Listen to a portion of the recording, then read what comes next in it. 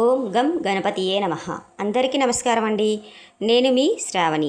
ఈరోజు ఈ వీడియోలో 2026 సంవత్సరంలో ఏప్రిల్ నెలలో సంకష్టహర చతుర్థి ఏ రోజు వచ్చింది, ఈరోజు స్వామివారి నామం పేరేమిటి, పీఠం పేరేమిటి, ఈరోజు ఈ వీడియోలో తెలుసుకుందాం.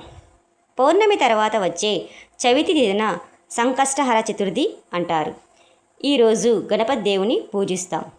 మన కోరికలు నెరవేరడం కోసం ఈరోజు మనం ఉడుపు కట్టుకుంటాం.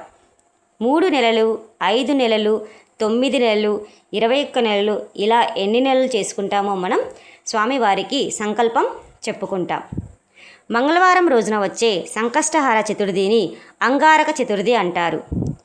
ఎవరైనా కొత్తగా స్టార్ట్ చేయాలి అనుకునే వాళ్ళు అంగారక చతుర్థిన స్టార్ట్ చేస్తే మంచి ఫలితాలు ఉంటాయండి.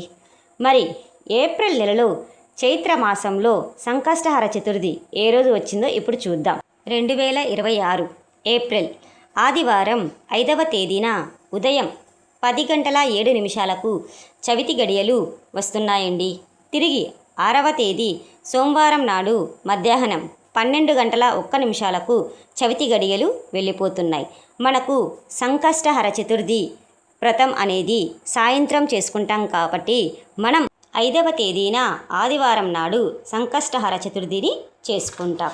మరి స్వామివారి నామం పేరు వికట మహాగణపతి, పీఠం పేరు వినాయక పీఠం.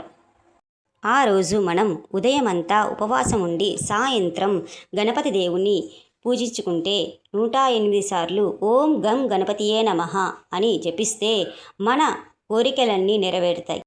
పూజంతా అయిపోయాక చంద్రునికి అర్ఘ్యం ఇచ్చాక మనం ఉపవాసం విడవాలి. మీకు ఈ వీడియో నచ్చినట్లయితే లైక్ చేయండి, షేర్ చేయండి అండ్ కామెంట్ చేయండి.